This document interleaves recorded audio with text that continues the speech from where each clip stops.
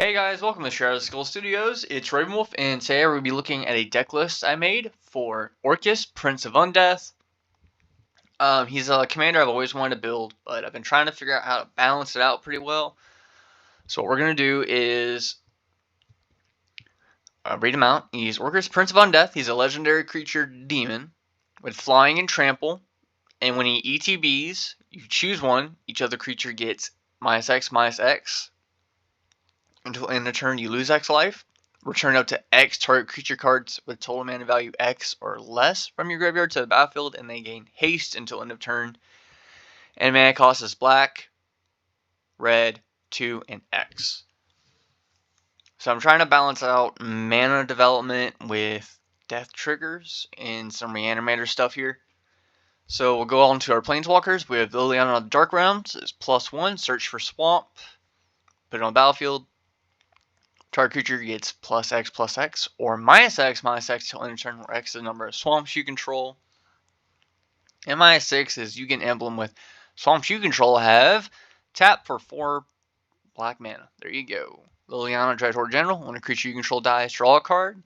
We're going to basically be killing our own stuff too, so might as well draw the card to create a zombie token.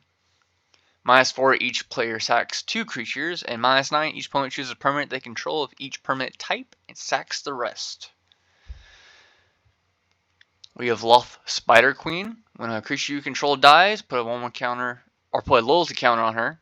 0 is you draw a card, lose 1 life, -3. Create 2 2/1 black spider tokens with menace and reach.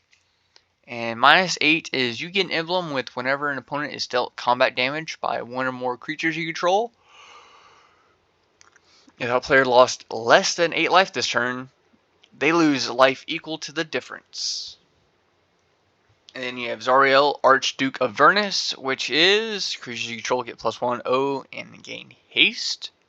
0, you make a devil. When it dies, deal 1 damage to any target. And then -6 is you get an emblem with, at the end of first combat in your turn, untap target creature you control. After this phase, there's an additional combat phase. Which we don't care about that for her. It's really just the +1 and the 0 that are just really good.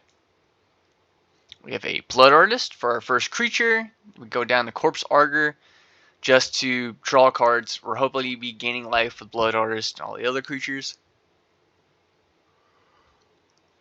Deathbringer Thoktar. When another creature dies, put a 1/1 counter on Deathbringer Thoktar. Remove a 1/1 counter from him. Deal 1 damage to target creature or player.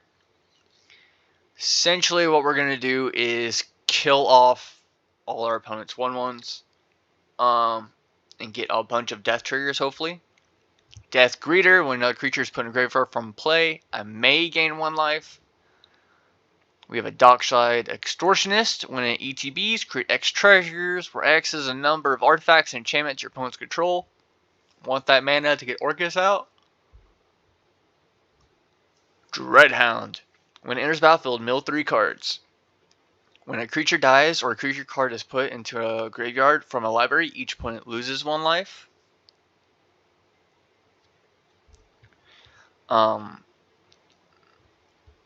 So that one is basically, yeah, it's kind of our death triggers, but now we have Dross Harvester. At the beginning of your end step, you lose 4 life. When a creature dies, you may gain 2 life. This one can be taken out of the deck, but it's kind of just meh. It's one of those. It's kind of an experimental card that I'm playing with. Falcon Wrath Noble. I think it's Blood Artist. Yeah, it's a Blood Artist, just 2 more expensive. Flamekin Herald, so we can cascade off of our commander. We have Gimli, Counter of Kills. When a creature an opponent controls dies, it deals 1 damage to that creature's controller. Just more death triggers. Hissing Iguana. When another creature dies, deals 1 damage to target creature or planeswalker. Junji, the Midnight Sky, is just death triggers, which are if your opponent discards 2 cards, it loses 2 life. Or put target non-dragon creature from a graveyard on the battlefield under your control, you lose 2 life. Liliana, Heretical Healer. When a non-token creature you control dies, exile her, flip her. Oh no, then you return her to the battlefield transformed, and then you put a 2/2 zombie onto the battlefield.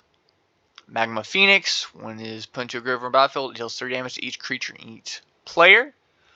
And return Magma Phoenix from your graveyard to your hand. This is, 1, a card that reanimates itself, and 2, it'll also board wipe, hopefully.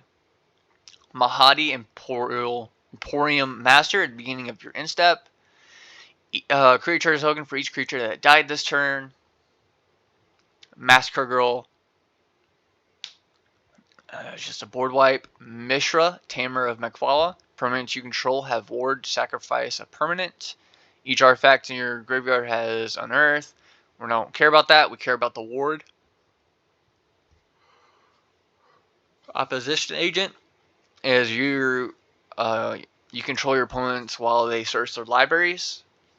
And then you exile while you search. Pitiless Plunderer. When another creature you control dies, create a colorless treasure token with sack it, add mana, yeah. Shieldred. In the battlefield, each opponent sacrifices a non-token creature or planeswalker. And the flip side, I think it's just 5 mana. You just flip it, right? Yep. And then for each opponent, destroy up to 1 target creature or planeswalker that player controls. Each opponent discards 3 cards, then mills 3 cards. Put all creature cards from all graveyards on the battlefield under your control. Then you exile it and flip it. So yeah. Solemn Simulacrum. When it enters the battlefield, you may search your library for a basic land card. Put that card on battlefield tapped, then shuffle. When Solemn Simulacrum dies, you may draw a card. Spiteful Prankster. As long as your turn has first strike, we don't care about that. We care about when it dies, deal 1 damage to target player or planeswalker. It's a hissy iguana with possible first strike. Stalking Vengeance. When another creature you control dies, it deals damage equal to its power to target player or planeswalker. This one can be taken out, but it's also just a really big thing with haste that we can hit our opponents with. Vindictive Vampire. When another creature you control dies, it deals 1 damage to each opponent and you gain 1 life. It's a Falconwrath Noble, but it hits every opponent. And Zulaport Cutthroat. When it or another creature I control dies, each opponent loses 1 life, you gain 1 life. To the sorceries! We have Black Sun's Zenith. 2 black X. Put X -1/-1 counters on each creature, then you shuffle. Black Sun's Zenith back to the deck. We have Disrupt Discorum. Go at all creatures you don't control. We'll kind of make our opponents fight each other if we get behind. Feed the Swarm is destroy target creature or enchantment opponent controls. You lose life equal to its beta value. This is just enchantment removal because black and red really don't have that. We have Rise of the Dark Realms. Put all creature cards from all graveyards onto the battlefield under your control. And Wheel of Fortune is each creature sacredly chooses a number, 0 or greater. And basically, if you choose the highest number, you take damage equal to the number. And for each player who didn't choose the lowest, which a lot of people are going to choose 0 or 1. And what's going to happen is that you're going to choose 1. We're going to discard our hand and draw 7 cards if you cast this. This is to fill our graveyard and kind of give us some more stuff in hand if we need it. We have a Deflecting Swat. If you control your commander, cast this for free. Choose new targets for target spell or ability. Colligon's Command. Choose 2. Put target creature card from your graveyard to your hand. Target player discards a card. Destroy target artifact. Or deal 2 damage to target creature or player. Song of the Damned is add black to your mana pool for each creature card in your graveyard. Sudden Spoiling is a split second, so your opponents can't respond to this. Creatures target player controls become 0/2 and lose all abilities until end of turn.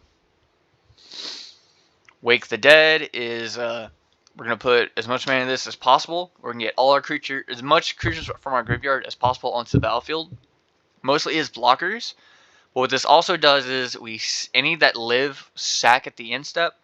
So what we're hoping to do is get all our death trigger stuff that we want onto the battlefield from the graveyard.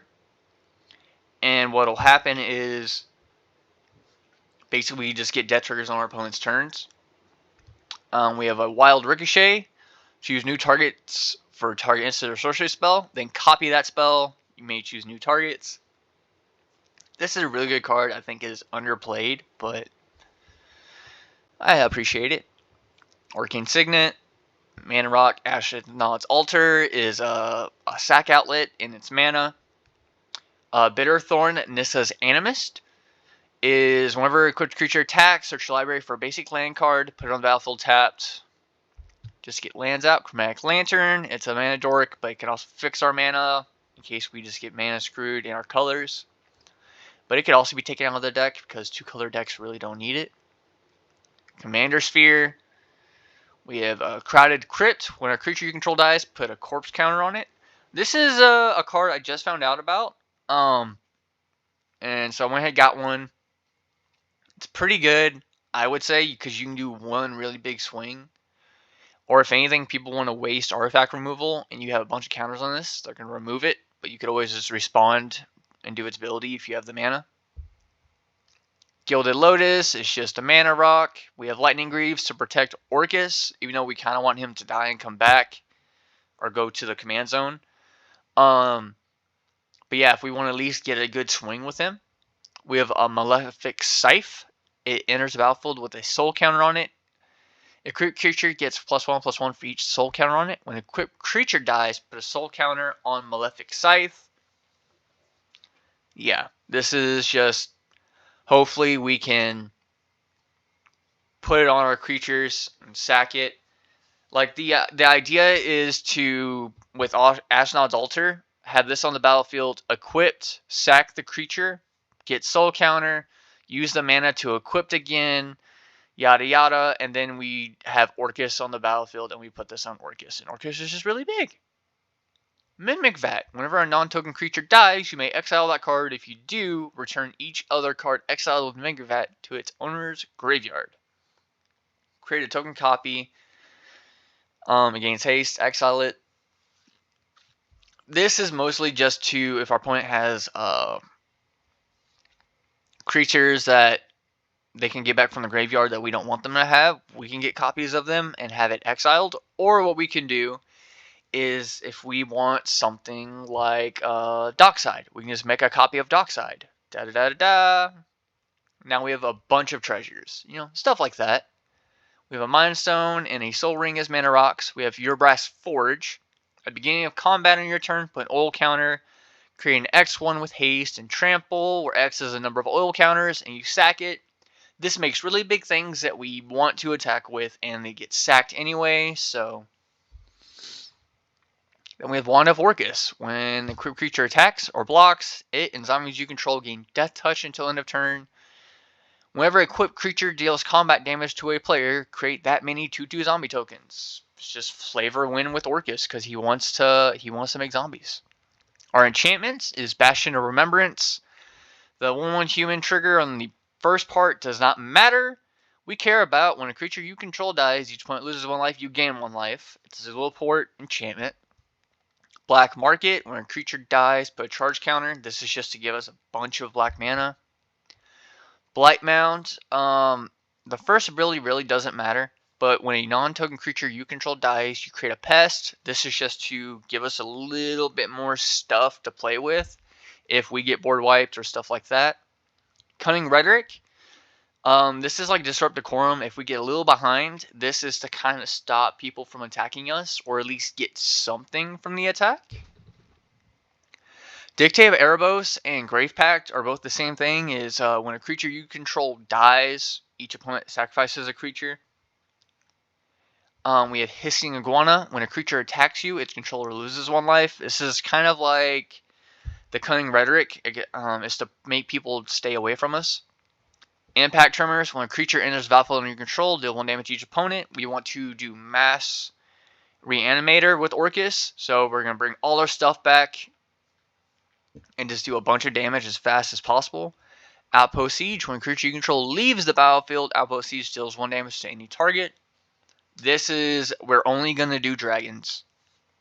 The first ability is okay, but we want dragons because we're going to be reanimating our stuff. And if it leaves the battlefield or dies, we want to get revenge. Revel in Riches. Whenever a creature an opponent controls dies, create treasure. At beginning of your upkeep, if you control 10 or more treasures, you win the game. Probably never going to have that, but Revel in Riches is just to get us some mana. Plus, it's a big hitter that everybody wants to hit. Spiteful Boundary. When it enters the battlefield, deal 1 damage to each creature. Whenever one or more creatures your opponents control die, you create a treasure token. This is to just get us some more mana, and it's a board wipe on a stick. And for Vicious Shadows, this is a card I don't have. I'm going to be looking for it this weekend. Whenever a creature is put into a graveyard from play, you may have Vicious Shadows deal damage to target player equal to the number of cards in that player's hand. This is, it's expensive. It's 7 mana. But this is a card that I really, really want. Because that you're talking about multiple damage with people that might have a lot of cards in hand. Especially for the players who want to draw cards. So for every creature that is, yeah. So like even if it's not their creature, you could still target that one player. It's like cool, they have 12 cards in hand and you destroy every creature. Cool, like say 5 creatures die. Cool, they're taking 60 damage. This is insanely good. It's a little expensive, but we have the mana rocks and ways to get mana. So now we're going to Cabal Coffers. Pay 2, tap black for each swamp you control. Just mana acceleration with Crypt of Agadeem. Get black for each creature card in your graveyard. For each black creature card. Exotic Orchard. We have Foreboding Ruins. It's just a dual land. We have Haunted Ridge, another dual land. 13 Mountains. Shadow Blood Ridge is mana filtering. We have 13 swamps and Urberg to make everything swamps with Cabal Coffers. So, yeah, I'm trying to balance out mana acceleration. Like, you could easily put Magus of the Coffers in this deck. If you wanted to take something, like we take Dross Harvester out and put in Mages of the Coffers, it would work pretty well. But yeah, guys, this is just a very simple deck. I don't think it's that expensive. Let me see, how much would it be for the entire deck? If we were to buy this deck, from Card Kingdom is $478, but that is for everything. Like a lot of these cards are uncommon, stuff like that. But a TCG player, this deck is $340. Card Trader is $290, but I don't know how that. For Card Hoarder, weird. Alright, cool. But yeah, TCG player, yeah, $340. Better than the $478. Dang. But yeah, guys, that's gonna be it. And let's go ahead and just test play our hand. Play test. So immediately we're just gonna do a mountain. And next turn, swamp. Next turn, do swamp, and we're gonna do Cunning Rhetoric for turn 3. Next turn, I only ever do this to like turn 5. We'll go ahead and do Ashnod's Altar. And turn 5, we have and we'll go ahead and just do Falcon Round Narwhal. So let's go ahead and restart. Alright, a little better of a hand. So we're gonna go ahead and do Haunted Ridge and play tapped. Turn 2, we're gonna do a swamp, and we're gonna go ahead and do a Blood Artist. Turn 3, swamp, Chromatic Lantern. Turn 4, ooh, this is good, and we're gonna go ahead and do Gilded Lotus. Turn 5, we have a Cabal Coffers, which is not going to do anything for this turn. But what we'll do is